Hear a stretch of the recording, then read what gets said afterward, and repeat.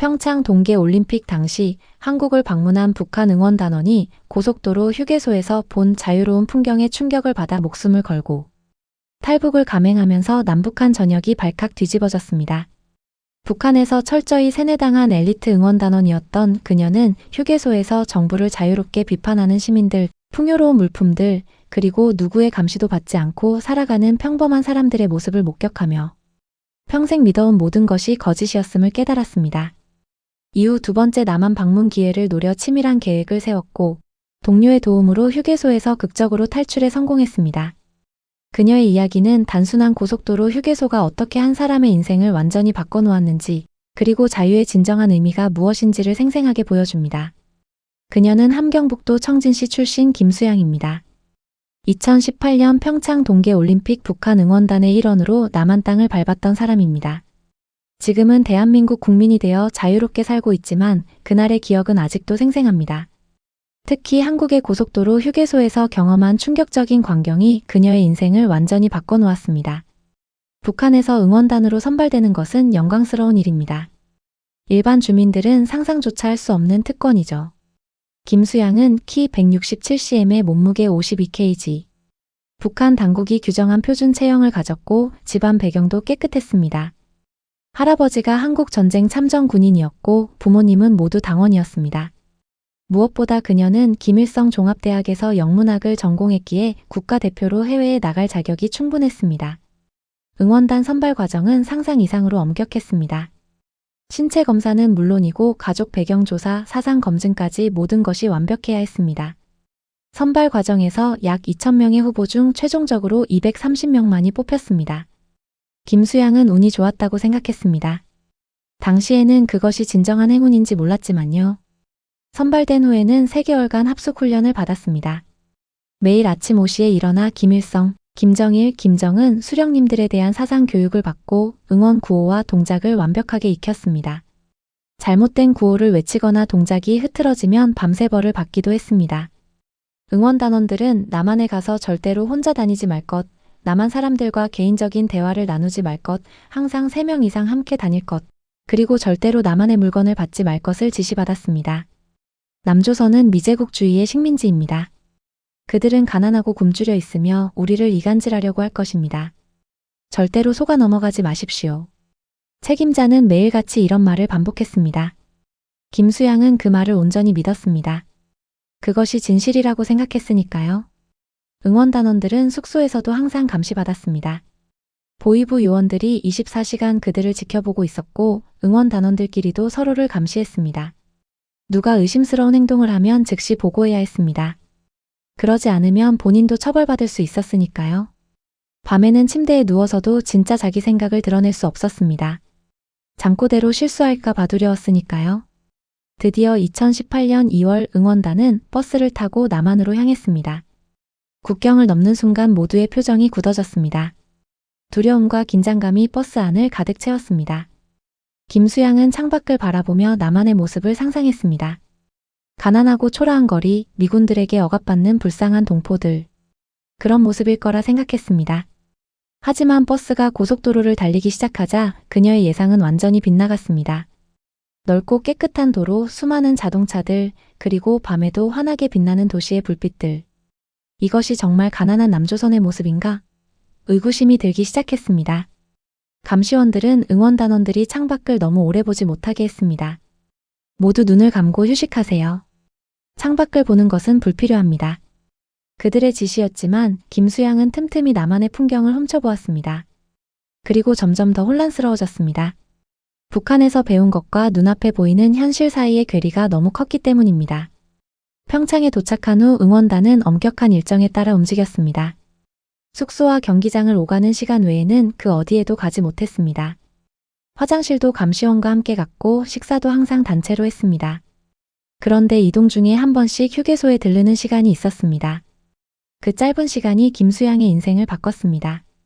처음 휴게소에 들어섰을 때 그녀는 충격을 받았습니다. 우선 시설이 너무 깨끗하고 현대적이었습니다. 화장실은 북한의 간부들도 사용하지 못할 정도로 깨끗했고 매점에는 다양한 음식과 물건들이 가득했습니다.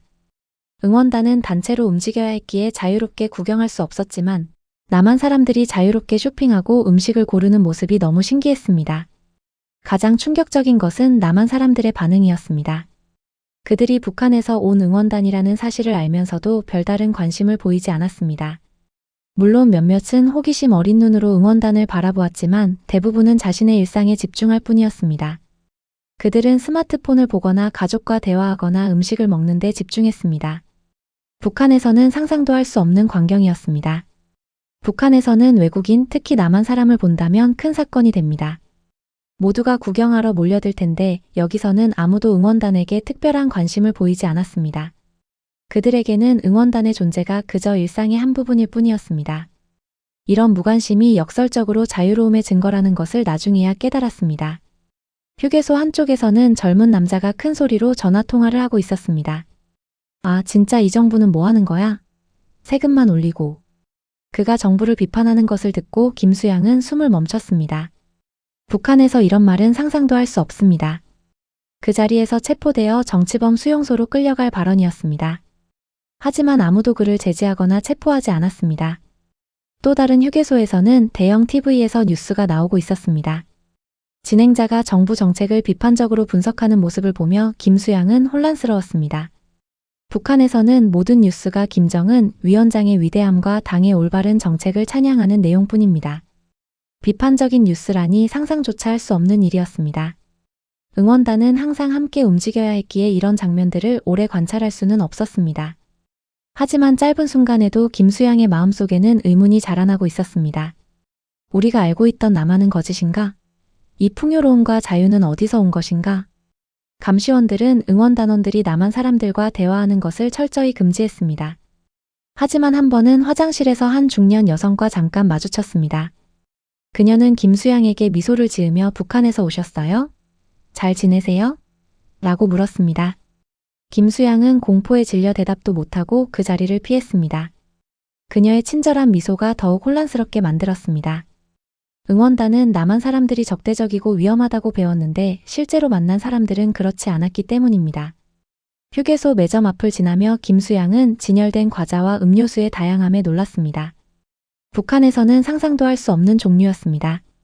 감시원의 허락하에 응원단 모두에게 한 개씩의 음료수가 주어졌는데 그 맛이 너무 달콤해서 놀랐습니다. 북한에서는 맛볼 수 없는 풍미였습니다. 응원단 활동 내내 김수양은 밖으로 드러내지는 않았지만 내적 갈등이 커졌습니다. 남한의 발전된 모습, 사람들의 자유로움, 그리고 무엇보다 그들이 보여준 무관심이 그녀를 혼란스럽게 했습니다. 북한에서는 모든 것이 국가와 수령님을 위해 존재합니다. 하지만 남한에서는 사람들이 자신의 삶을 살고 있었습니다. 그들은 응원단처럼 누군가의 지시에 따라 움직이지 않았습니다. 밤마다 숙소에서 김수양은 그날 본 광경들을 떠올리며 잠을 이루지 못했습니다. 다른 응원단원들도 비슷한 생각을 하고 있을까? 감히 물어볼 수도 없었습니다. 그런 질문 자체가 반역으로 간주될 수 있었으니까요. 북한으로 돌아가는 날 김수양은 창밖을 바라보며 눈물을 참았습니다. 이제 다시는 이런 세상을 볼 수 없을지도 모른다는 생각에 가슴이 아팠습니다. 그때 그녀는 결심했습니다. 언젠가 다시 이곳에 와서 진짜 자유를 느껴보고 싶다고. 그리고 그 결심은 나중에 목숨을 걸고 탈북을 선택하게 된 씨앗이 되었습니다. 북한으로 돌아간 후 일상은 다시 시작됐지만 마음속에는 끊임없이 남한의 모습이 떠올랐습니다. 특히 그 휴게소의 풍경이 머릿속에서 지워지지 않았습니다. 북한에 돌아온 지 약 3개월 후 김수양은 다시 응원단으로 선발되어 남북 체육교류 행사에 참가하게 되었습니다. 이번에는 마음의 준비가 되어 있었습니다. 더 많이 보고 더 많이 듣고 가능하다면 더 많이 느끼고 싶었습니다. 두 번째 남한 방문 때 버스가 들른 휴게소는 첫 방문 때보다 더 큰 충격을 주었습니다. 이번에는 경부고속도로의 대형 휴게소였습니다. 거대한 규모와 세련된 디자인의 건물이 먼저 눈에 들어왔습니다. 주차장에는 다양한 종류의 자동차들이 가득 차 있었습니다. 북한에서는 일반 주민들이 자동차를 소유하는 것은 꿈도 꿀 수 없는 일인데 이곳에서는 모든 사람이 자동차를 가진 것처럼 보였습니다. 휴게소 내부는 작은 쇼핑몰 같았습니다.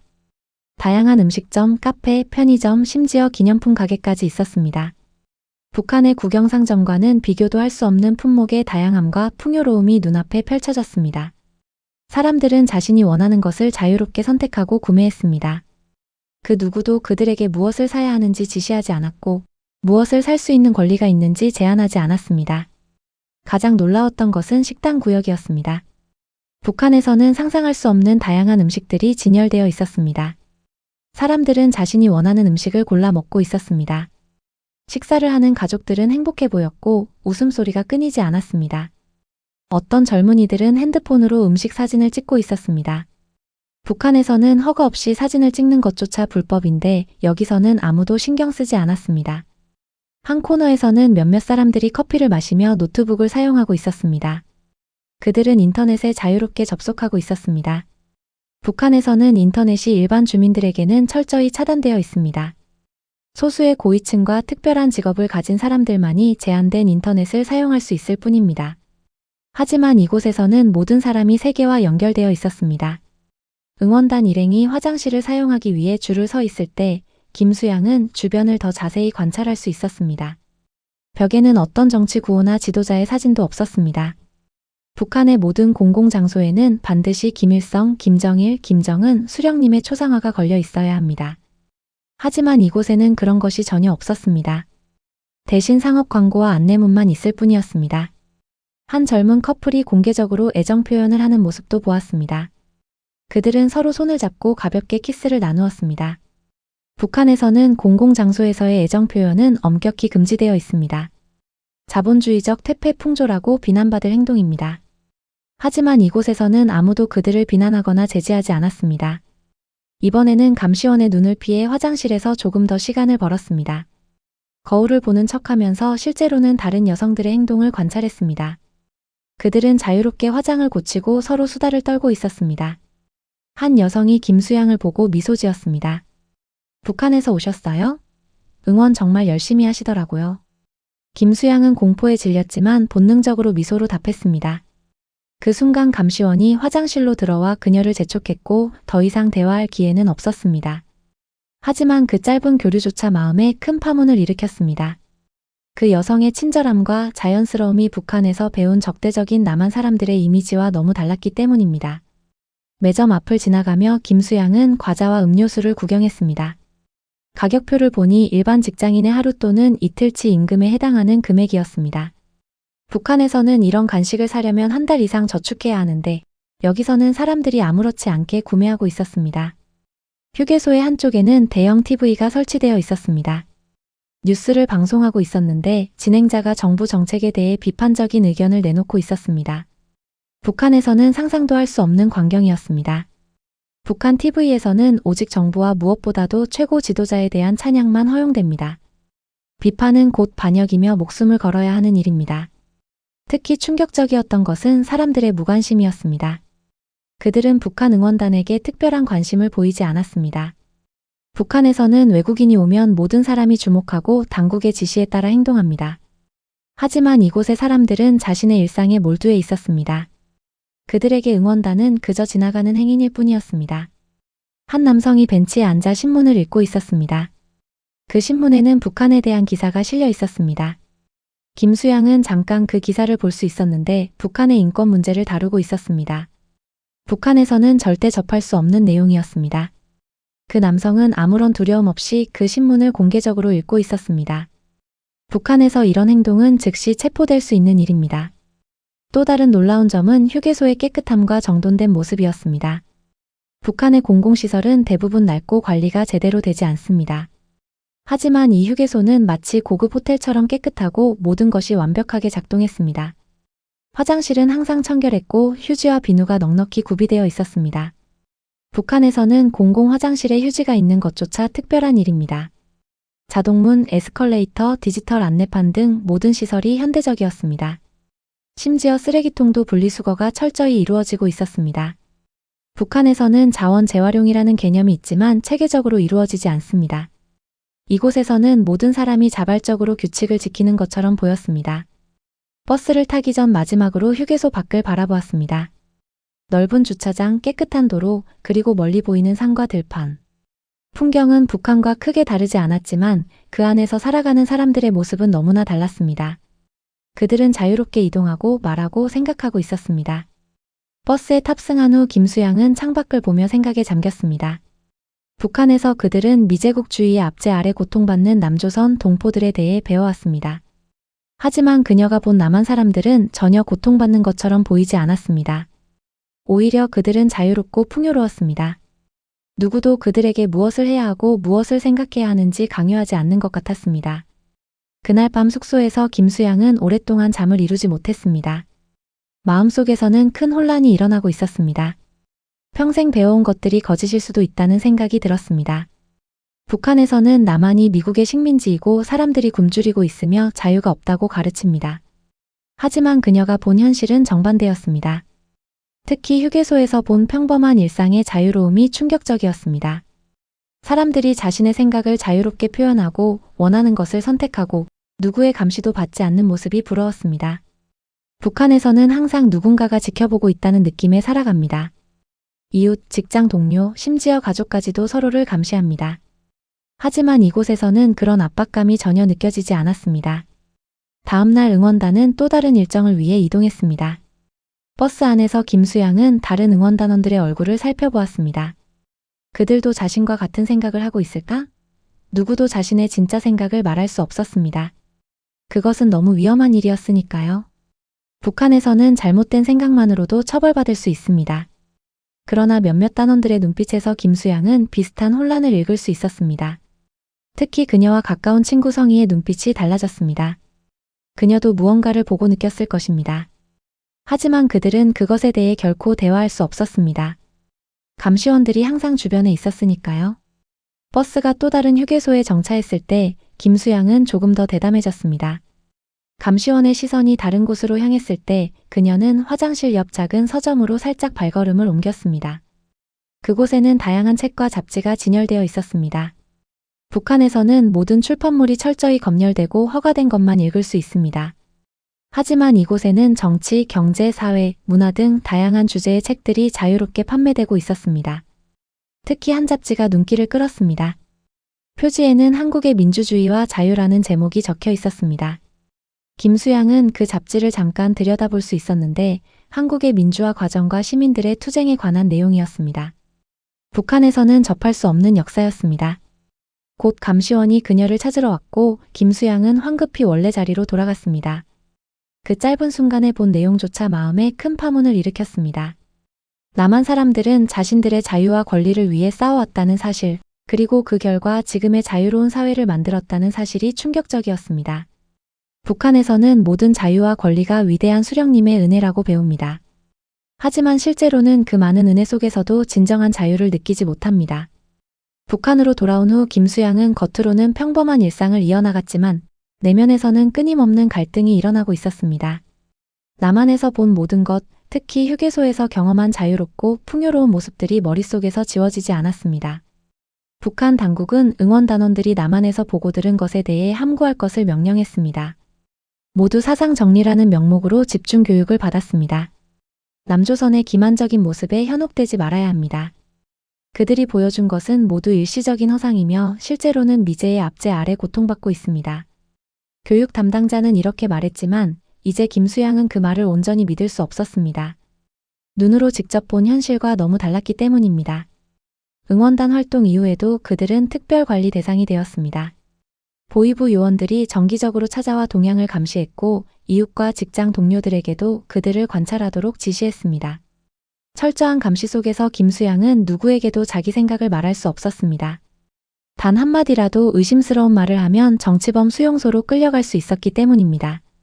하지만 내면에서는 점점 더 의문이 커져갔습니다. 배워온 것들이 모두 거짓이라면? 남한이 실제로는 풍요롭고 자유로운 것이라면? 왜 이렇게 살아야 하는가? 이런 질문들이 끊임없이 마음을 괴롭혔습니다. 평소에는 충실한 당원이었던 김수양이 이런 생각을 한다는 것 자체가 두려웠습니다. 밤에 잠자리에 들 때면 누군가 생각을 읽을까 두려워 이불 속에서도 떨었습니다. 북한에서는 잘못된 생각을 하는 것만으로도 범죄가 될 수 있으니까요. 응원단 활동 후 약 3개월이 지났을 때 김수양은 우연히 같은 응원단이었던 성희를 만났습니다. 평양의 한 공원에서 마주쳤고 평범한 인사를 나눈 후 함께 걸었습니다. 처음에는 조심스럽게 날씨와 일상에 대해 이야기했습니다. 그러다 주변에 아무도 없는 것을 확인한 후 성희가 조용히 말했습니다. 수양아, 너도 가끔 그것이 생각나니 심장이 빠르게 뛰었습니다. 이런 대화는 매우 위험했습니다. 하지만 성희의 눈빛에서 자신과 같은 혼란을 읽을 수 있었습니다. 김수양은 아주 조용히 대답했습니다. 응. 가끔 꿈에도 나와. 그 짧은 대화만으로도 두 사람은 서로의 마음을 이해했습니다. 둘 다 남한에서 본 것들로 인해 혼란스러워하고 있었고 북한 체제에 대한 의구심을 품게 되었던 것입니다. 그날 이후 성희와 김수양은 가끔씩 만나 조심스럽게 대화를 나누었습니다. 항상 주변을 살피며 은유적인 표현으로 대화했지만 그런 대화만으로도 큰 위안이 되었습니다. 성희는 김수양보다 더 대담했습니다. 그녀는 한 번은 우리가 배운 모든 것이 거짓이라면 어떨까? 라고 물었습니다. 그 말에 김수양은 숨이 멎는 것 같았습니다. 그런 생각을 입 밖으로 내는 것은 너무나 위험했으니까요. 하지만 성희의 말은 마음 깊은 곳에 있던 의문을 정확히 짚어냈습니다. 북한에서 그들은 어릴 때부터 수령님들의 위대함과 당의 은혜, 그리고 주체 사상의 우월성에 대해 배웁니다. 외부 세계, 특히 남한과 미국은 적으로 묘사됩니다. 하지만 이제 그 가르침에 의문이 생겼습니다. 휴게소에서 본 평범한 사람들의 자유롭고 풍요로운 모습이 계속 떠올랐습니다. 특히 휴게소의 화장실이 인상적이었습니다. 깨끗하고 현대적인 시설, 항상 있는 휴지와 비누. 북한에서는 평양 외 지역의 공공 화장실은 매우 열악하고 휴지는 거의 없습니다. 이런 사소한 차이조차 두 사회의 격차를 보여주는 것 같았습니다. 또한 사람들의 얼굴 표정도 달랐습니다. 남한 사람들은 자유롭고 편안해 보였습니다. 그들의 얼굴에는 두려움이나 긴장의 흔적이 없었습니다. 반면 북한 사람들, 심지어 응원단원들의 얼굴에는 항상 긴장감이 있었습니다. 항상 감시받고 있다는 의식 속에 살아가기 때문입니다. 시간이 지날수록 이런 의문들은 더 커져갔고 동시에 북한 체제에 대한 의구심도 깊어졌습니다.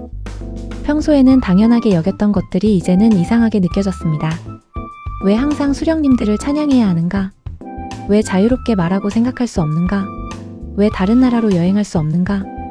특히 충격적이었던 것은 한국 드라마에 대한 단속이 강화되었다는 사실이었습니다. 북한에서는 한국 드라마나 영화를 보는 것이 엄격히 금지되어 있습니다. 하지만 비밀리에 유통되는 USB를 통해 많은 주민들이 한국 콘텐츠를 접하고 있었습니다. 응원단 활동 이후 당국은 이에 대한 단속을 더욱 강화했습니다. 몇몇 사람들이 한국 드라마를 시청했다는 이유로 체포되어 정치범 수용소로 보내졌다는 소문이 돌았습니다. 왜 단순히 드라마를 보는 것이 그토록 위험한 범죄가 되는 것일까요? 이제 김수양은 그 이유를 알 것 같았습니다. 당국은 주민들이 외부 세계, 특히 남한의 실상을 알게 되는 것을 두려워했습니다. 사람들이 진실을 알게 되면 체제의 의문을 품게 될 테니까요. 몇 달 후 더 충격적인 경험을 했습니다. 직장 동료 중 한 명이 갑자기 사라졌습니다. 그녀는 응원단 파견 경험이 있는 사람이었는데 어느 날부터 직장에 나오지 않았습니다. 처음에는 병이 났거나 다른 곳으로 발령받았다고 생각했습니다. 하지만 소문에 의하면 그녀는 불순한 사상을 가졌다는 이유로 체포되었다고 했습니다. 그 사건은 큰 경각심을 주었습니다. 언제든 같은 운명에 처할 수 있다는 두려움이 엄습했습니다. 김수양은 더욱 조심하게 되었고 겉으로는 충성스러운 당원의 모습을 철저히 유지했습니다. 아침마다 수령님 초상화에 인사하고 사상학습에 열심히 참여하고 당의 지시에 충실히 따랐습니다. 하지만 내면에서는 점점 더 체제와 멀어지고 있었습니다. 가장 힘든 것은 가족과의 관계였습니다. 부모님은 충실한 당원이었고 체제를 진심으로 믿고 있었습니다. 특히 아버지는 당 간부로 체제에 대한 굳은 충성심을 가지고 계셨습니다. 만약 진짜 생각을 말한다면 아버지는 김수양을 직접 당국에 신고하실지도 모릅니다. 북한에서는 가족이라도 불순한 사상을 가진 사람은 신고해야 한다고 가르치니까요. 그래서 가족에게도 마음을 숨겼습니다. 식탁에서 아버지가 우리 위대한 수령님의 은혜로 우리는 세상에서 가장 행복한 나라에 살고 있다고 말할 때마다 웃으며 동의했습니다. 하지만 마음속으로는 정말 그럴까? 라는 의문이 들었습니다. 어느 날 저녁 부모님과 TV를 보고 있을 때였습니다. 뉴스에서는 남한의 경제 위기에 대한 보도가 나왔습니다. 남조선 주민들은 굶주림에 고통받고 있다는 내용이었습니다. 김수양은 그 말을 들으며 휴게소에서 본 풍요로운 모습을 떠올렸습니다. 수많은 음식들, 사람들의 건강한 얼굴. 어느 쪽이 진실일까요? 성희와 김수양은 계속해서 조심스럽게 만나 대화를 나누었습니다. 어느 날 그녀는 충격적인 소식을 전했습니다. 수양아, 내 사촌이 한국 드라마를 보다가 걸렸어. 지금 어디로 끌려갔는지 몰라. 그 말을 듣고 온몸이 얼어붙는 것 같았습니다. 그것은 모두에게 닥칠 수 있는 현실이었습니다. 성희는 점점 더 대담해졌습니다. 그녀는 한 번은 여기서 벗어날 수 있다면 좋겠다고 말했습니다. 김수양은 그 말의 의미를 정확히 알았습니다. 탈북을 의미하는 말이었습니다. 북한에서 이런 생각을 말로 표현하는 것은 목숨을 거는 일이었습니다. 김수양은 주변을 살피며 그녀에게 조용히 하라고 손짓했습니다. 하지만 그 말은 마음속에 깊이 박혔습니다. 여기서 벗어날 수 있다면. 그런 생각을 한다는 것 자체가 불과 몇 개월 전까지는 상상도 할 수 없는 일이었습니다. 김수양은 충실한 당원이었고 북한 체제를 진심으로 믿었습니다. 하지만 이제는 모든 것이 변했습니다. 휴게소에서 본 자유로운 모습, 그곳에서 느낀 편안함과 안전함이 그녀를 변화시켰습니다. 특히 기억에 남는 것은 휴게소에서 본 한 가족의 모습이었습니다. 부모와 두 아이가 테이블에 앉아 즐겁게 식사하며 웃고 있었습니다. 그들은 자유롭게 대화하고 아이들은 때때로 부모에게 질문을 던졌습니다. 북한에서는 아이들도 어른들 앞에서 조심해야 하고 특히 정치적인 질문은 절대 해서는 안 됩니다. 하지만 그곳의 아이들은 자유롭게 질문하고 자신의 생각을 표현하고 있었습니다. 그 가족의 모습을 생각할 때마다 마음이 아팠습니다. 그런 자유로운 환경에서 살고 싶었습니다. 두려움 없이 말하고 생각하고 질문할 수 있는 곳에서 살고 싶었습니다. 그런 갈망이 점점 커져갔고 결국 용기를 내어 결단을 내리게 되었습니다. 조심스럽게 재파견 기회를 노리기 시작했습니다. 만약 다시 한번 남한 땅을 밟을 수 있다면 이번에는 달라질 것입니다. 그곳에서 자유를 찾을 방법을 모색할 것입니다. 물론 그것은 목숨을 거는 일이었습니다. 하지만 이제 북한에서의 삶도 매일이 고통이었습니다. 진실을 알면서도 거짓을 말해야 하는 이중적인 삶, 항상 감시받는 두려움 속의 삶이 너무 힘들었습니다. 다시 응원단으로 선발되기 위해서는 더욱 열성적인 당원으로 인식되어야 했습니다. 그래서 겉으로는 체제에 대한 충성심을 더욱 강하게 표현했습니다. 집단 학습회에서 가장 먼저 손을 들어 수령님의 위대함을 찬양했고 토요일 학습에서도 적극적으로 발언했습니다. 직장에서는 충성의 노래를 가장 열정적으로 부르는 사람이 되었습니다. 집에서도 매일 아침 수령님의 초상화 앞에서 깊이 절하고 먼지 하나 없이 깨끗하게 관리했습니다. 소속된 인민반에서 진행하는 모든 활동에도 적극 참여했습니다. 주변 사람들은 김수양을 열성분자라고 부르기 시작했습니다. 이런 행동들이 얼마나 고통스러웠는지 모릅니다. 마음속에서는 이미 체제에 대한 믿음이 무너져 내렸는데 겉으로는 가장 충성스러운 모습을 보여야 했으니까요. 그렇게 약 1년이 지났습니다. 마침내 2019년 초 남북 문화교류 행사에 참여할 응원단을 다시 선발한다는 소식이 들렸습니다.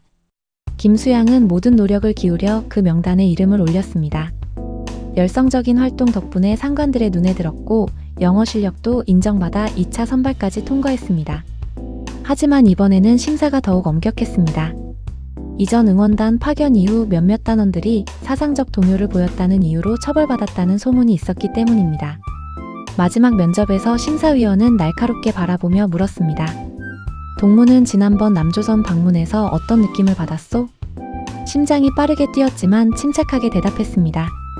남조선은 겉으로는 화려해 보이지만 그 이면에는 미제의 압제와 자본주의의 모순으로 인한 고통이 있음을 분명히 보았습니다. 우리 조국의 사회주의 제도가 얼마나 우월한지 다시 한번 깨달았습니다. 그 말을 하는 동안 목소리가 떨리지 않도록 최대한 노력했습니다. 심사위원은 잠시 응시하다가 고개를 끄덕였습니다. 2주 후 김수양은 응원단 최종 명단에 포함되었다는 통보를 받았습니다. 두 번째 남한 방문을 준비하면서 이전보다 더 철저한 사상 교육을 받았습니다. 이번에는 감시도 더욱 강화되었습니다. 3인 1조로 행동해야 했고 각 조에는 보위부 요원이 한 명씩 배치되었습니다. 화장실을 갈 때도 혼자 갈 수 없었고 항상 감시원이 동행했습니다. 출발 전날 밤 거의 잠을 이루지 못했습니다. 한편으로는 설렘이, 다른 한편으로는 두려움이 가득했습니다. 이번 기회가 마지막일지도 모른다는 생각에 마음이 무거웠습니다. 가족 사진을 보며 눈물을 참았습니다. 만약 탈북에 성공한다면 가족들은 연좌제로 인해 심각한 처벌을 받을 것입니다. 하지만 이대로 살아갈 수도 없었습니다.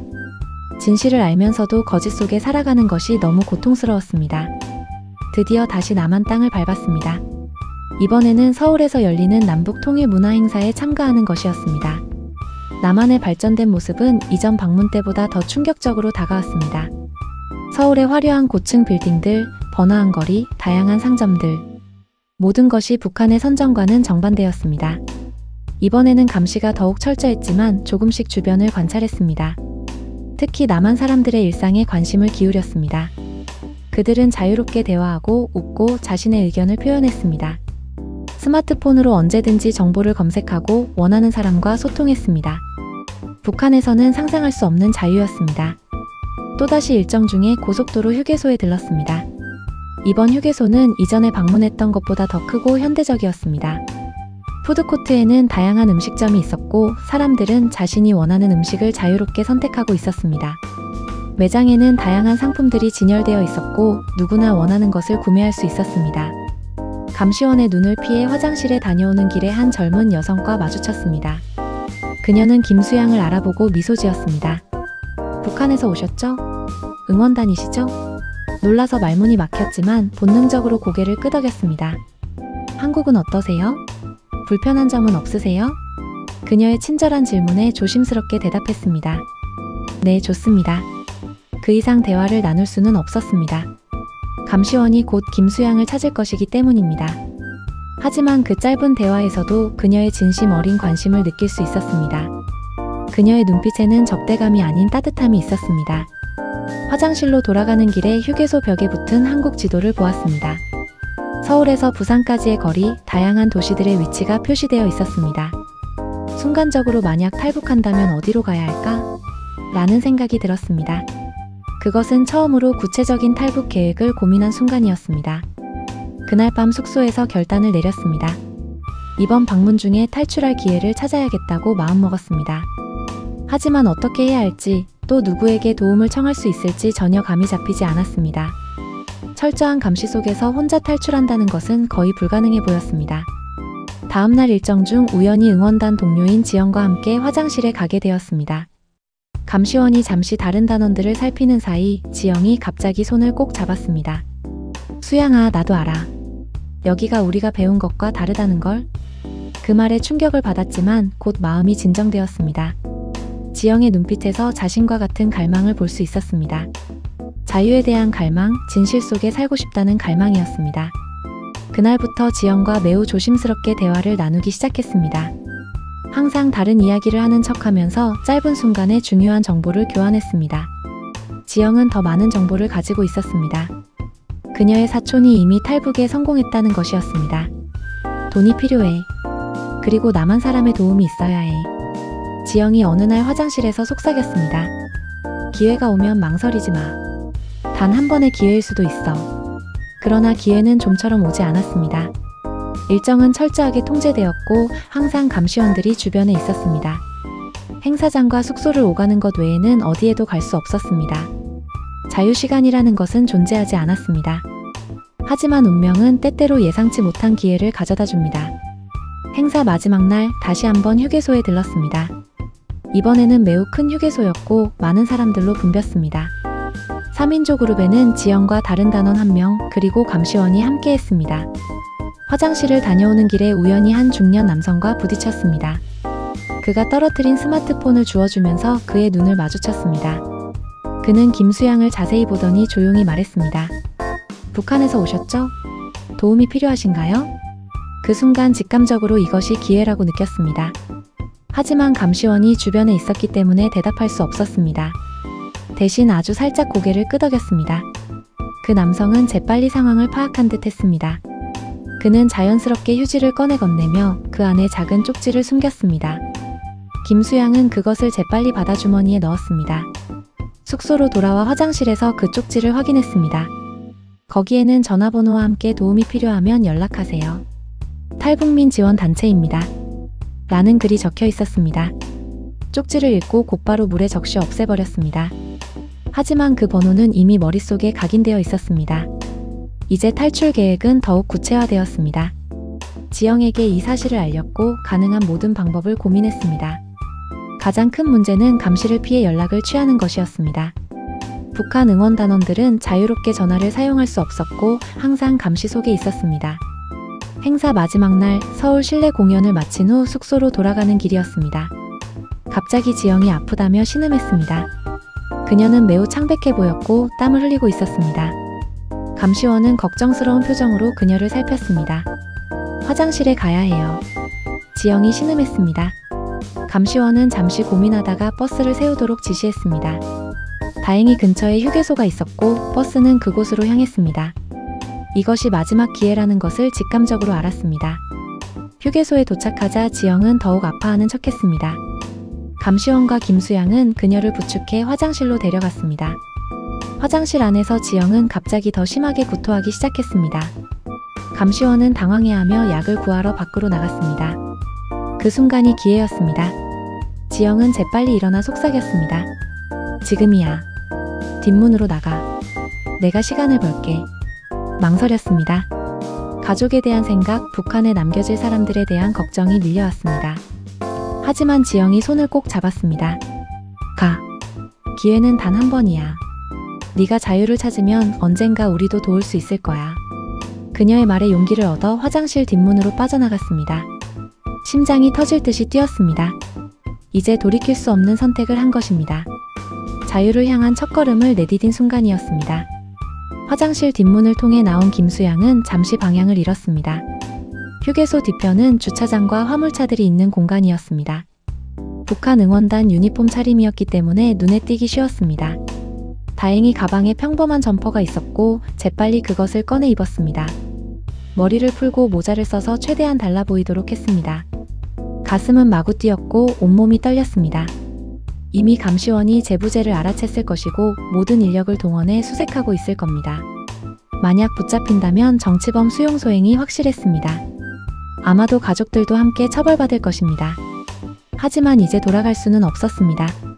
휴대폰이 없었기 때문에 휴게소에서 얻은 연락처에 전화를 걸 방법이 없었습니다. 주변을 둘러보니 휴게소 한쪽에 공중전화가 보였습니다. 그러나 그곳으로 가려면 사람들이 많은 메인 구역을 통과해야 했습니다. 숨을 깊게 들이마시고 최대한 자연스럽게 걷기 시작했습니다. 그때 뒤에서 소란스러운 소리가 들렸습니다. 아마도 사라진 것을 발견한 응원단과 감시원들이 소란을 피우고 있는 것 같았습니다. 발걸음을 재촉했지만 뛰지는 않았습니다. 뛰는 모습이 오히려 더 의심을 살 수 있기 때문입니다. 휴게소 안으로 들어가 공중전화 부스를 찾아냈습니다. 다행히 주머니에는 지영이 미리 준비해둔 한국 동전 몇 개가 있었습니다.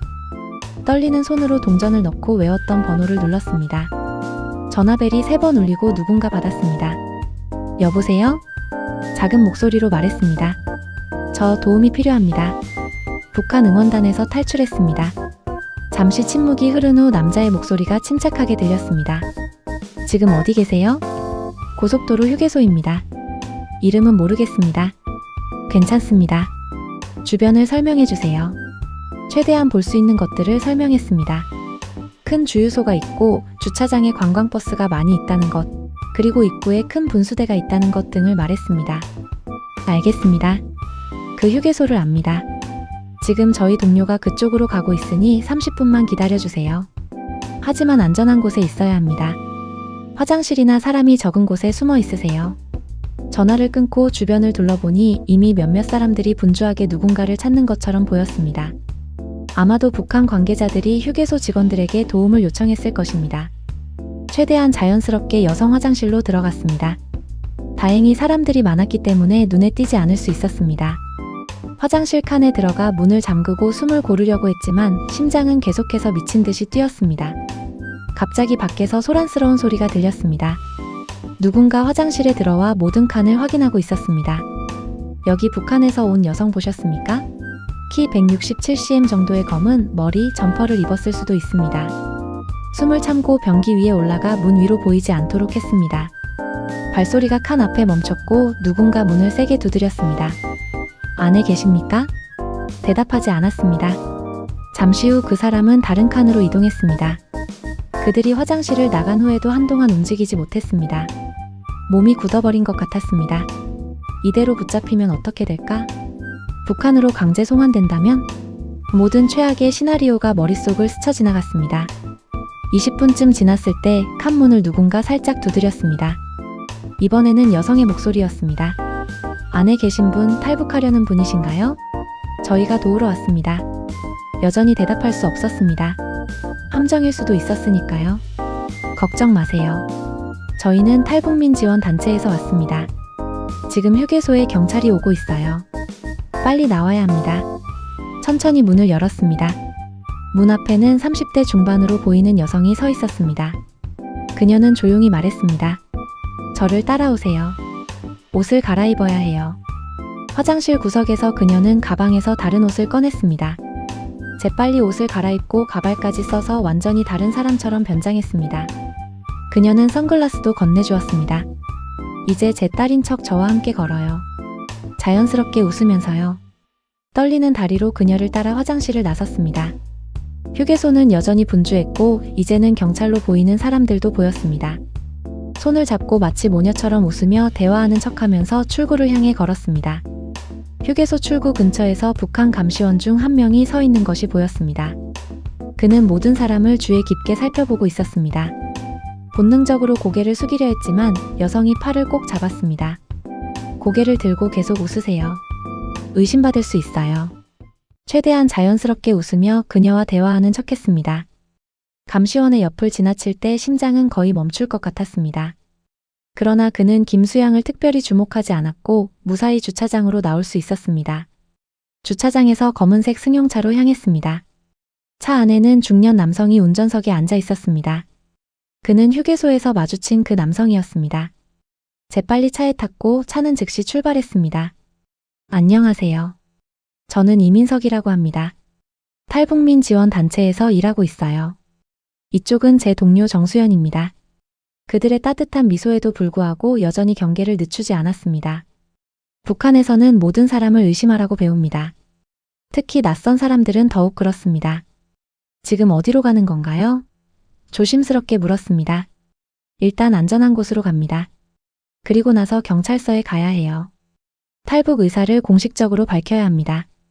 차가 고속도로를 달리는 동안 창밖을 내다보며 생각에 잠겼습니다. 지금 한 선택이 옳은 것일까? 북한에 남겨진 가족들은 어떻게 될까? 그들은 탈북 소식을 듣고 어떤 처벌을 받게 될까? 그런 생각들이 머릿속을 채웠습니다. 하지만 동시에 자유에 대한 갈망도 느꼈습니다. 휴게소에서 본 그 자유로운 모습들, 두려움 없이 살아가는 사람들. 그런 삶을 살고 싶었습니다. 더 이상 거짓말 속에서 살고 싶지 않았고 진실을 말할 수 있는 곳에서 살고 싶었습니다. 약 1시간 후 서울 외곽의 한 건물에 도착했습니다. 그곳은 탈북민 임시보호소였습니다. 그곳에서 국가정보원 직원들과 면담을 했습니다. 그들은 신원을 확인하고 탈북 의사를 확인했습니다. 정말 한국에 정착하기를 원하십니까? 한 직원이 물었습니다. 네. 확신을 담아 대답했습니다. 자유롭게 살고 싶습니다. 이후 며칠 동안 철저한 조사를 받았습니다. 신원, 북한에서의 지위, 탈북 동기 등 모든 것을 상세히 물었습니다. 때로는 같은 질문을 여러 번 반복하기도 했습니다. 그들은 정말 탈북민인지 혹시 북한에서 보낸 간첩은 아닌지 확인하고 있었습니다. 그 과정은 힘들었지만 진실만을 말했습니다. 응원단으로 남한에 왔다가 휴게소에서 본 자유로운 모습에 충격을 받았고 그것이 탈북을 결심하게 된 계기라고 설명했습니다. 일주일 후 하나원으로 이송되었습니다. 하나원은 탈북민들이 한국 사회에 적응하기 위한 교육을 받는 시설입니다. 그곳에서 한국 사회의 기본적인 제도, 문화, 역사 등을 배웠습니다. 또한 자본주의 경제 시스템, 민주주의 정치 제도에 대해서도 학습했습니다. 하나원에서의 생활은 새로운 도전이었습니다. 북한에서 평생 배워온 것과는 완전히 다른 세계관, 가치관을 접하게 되었기 때문입니다. 특히 자유와 권리에 대한 개념은 매우 생소했습니다. 북한에서는 개인의 권리보다 국가와 집단에 대한 의무가 강조되니까요. 하나원 생활 중에 뉴스를 통해 탈북 소식이 보도된 것을 알게 되었습니다. 북한 응원단원 남한 방문 중 탈출이라는 제목의 기사였습니다.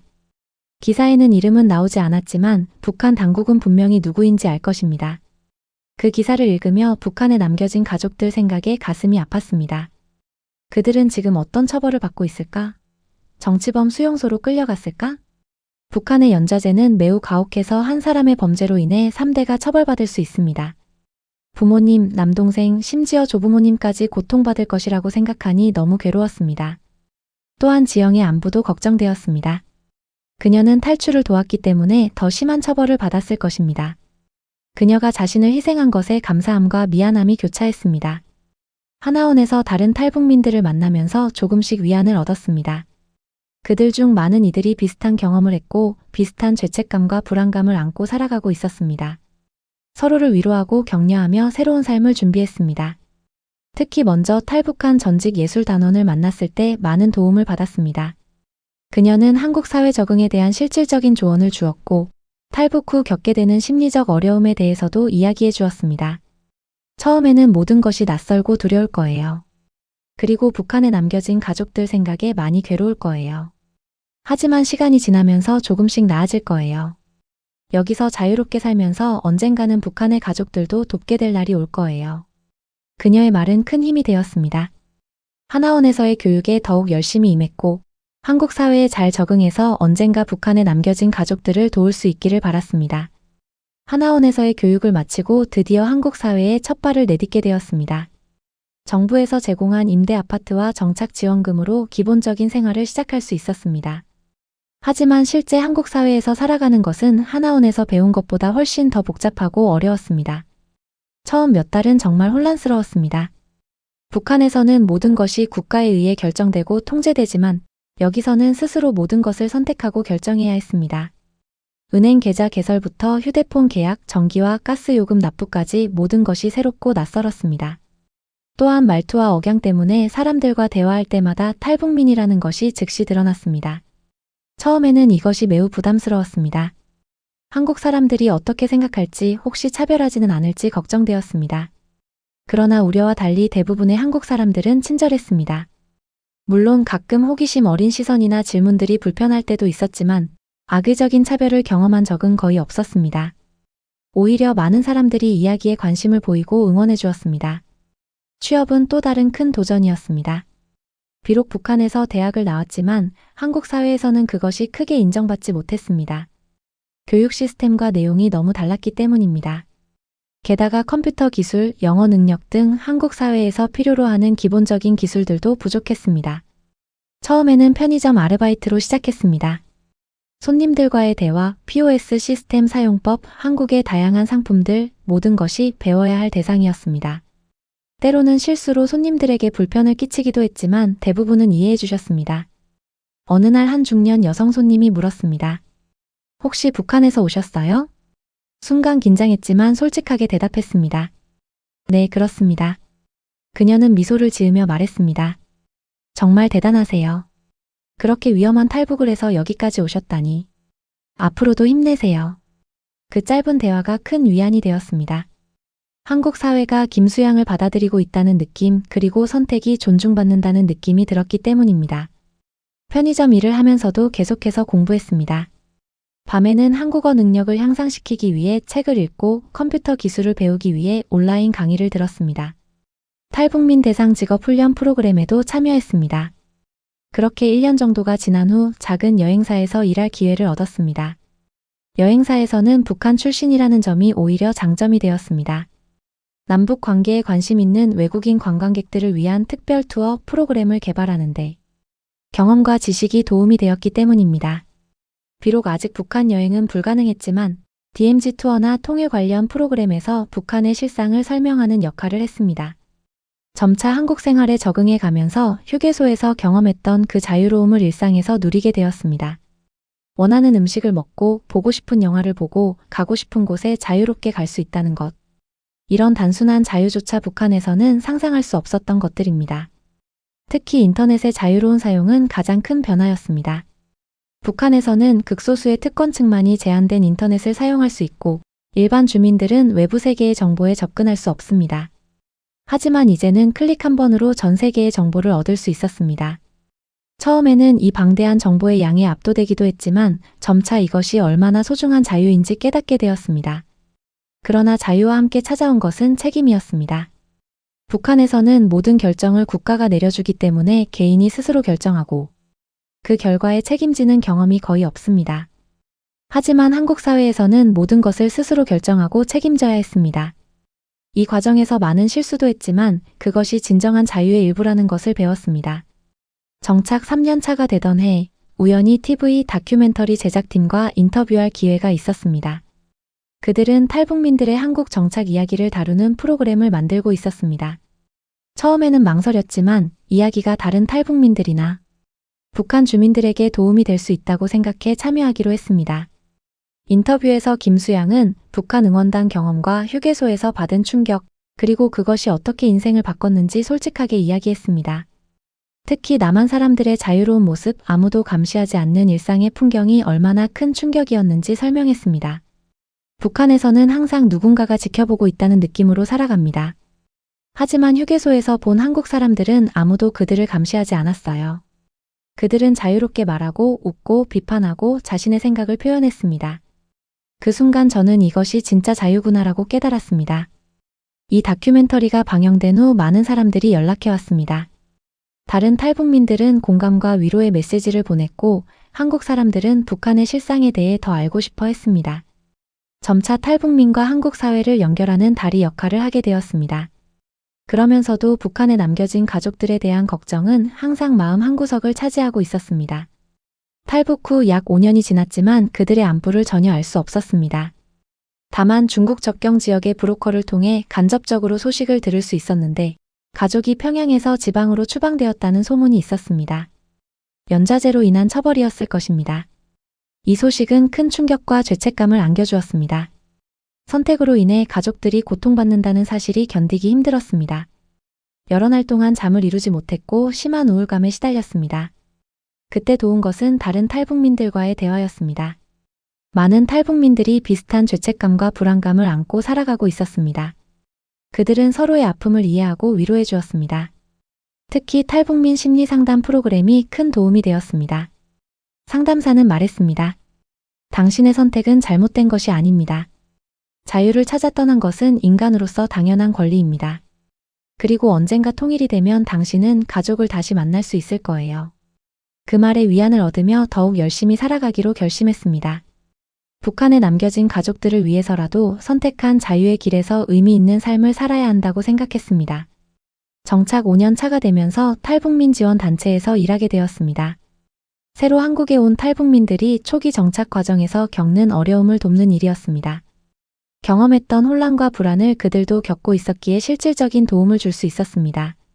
특히 최근에 탈북한 여성들과 이야기할 때면 항상 휴게소에서의 경험을 이야기해 줍니다. 어떻게 그 평범한 일상의 풍경이 인생을 바꿨는지, 그리고 자유의 소중함을 어떻게 깨달았는지 설명합니다. 자유는 거창한 것이 아닙니다.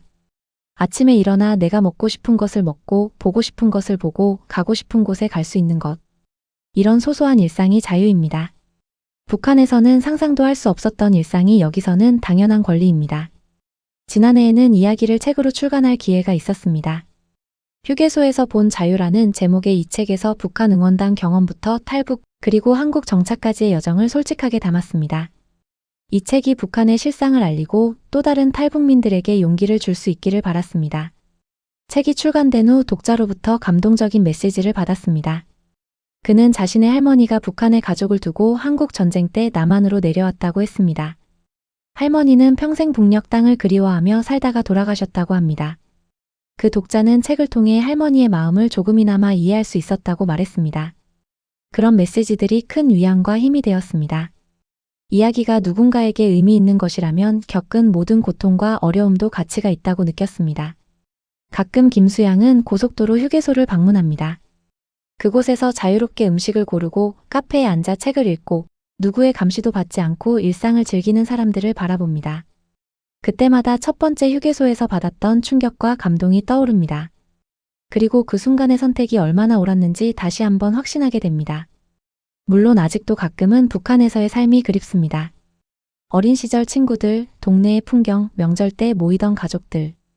그런 기억들은 여전히 마음 한구석을 차지하고 있습니다. 하지만 그 그리움조차도 자유롭게 느끼고 표현할 수 있다는 사실이 감사합니다. 김수양의 이야기는 단순한 개인의 탈북 경험을 넘어 대한민국이 가진 자유와 민주주의의 가치를 다시 한번 일깨워주는 사례가 되었습니다. 그녀의 용기 있는 결단과 한국 사회의 따뜻한 포용은 남북 통일을 향한 희망의 메시지를 전하고 있습니다. 현재 김수양은 탈북민 지원 활동을 통해 북한 동포들에게 희망의 다리를 놓고 있으며 그녀의 경험은 많은 한국인들에게 우리가 누리는 자유가 얼마나 소중한지 깨닫게 하는 계기가 되었습니다. 또한 북한 주민들에게는 진실을 알리고 자유에 대한 갈망을 키우는 데 기여하고 있습니다.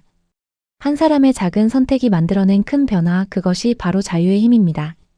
그리고 그 자유를 지키고 확산시키는 것이 우리 모두의 책임임을 김수양의 이야기는 웅변하고 있습니다. 언젠가 한반도 전체에 진정한 자유가 깃들기를, 그리고 모든 동포들이 두려움 없이 살아갈 수 있는 그날이 오기를 희망합니다.